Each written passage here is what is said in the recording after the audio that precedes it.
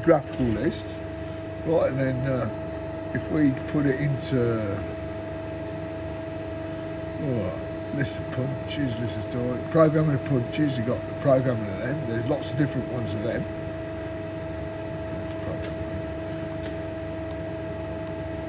Lots of different ones of them. Oh, there's only just one of those in, what looks at it. So then we got programming dies. And then I don't know how many of these we got. There's only 2 dies, look, but there's a couple of dies in there. So yeah, and then product miracle. That's a job.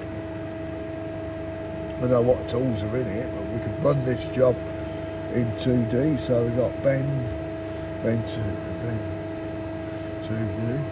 If you watch it through, you can step it through and see what it does. There you go. So that's it. And then if you wanted it going automatic, hopefully this will be able to do it. So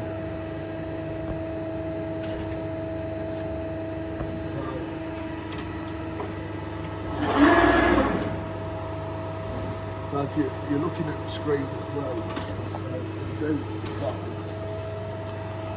then when it's done, you'll see it moves on.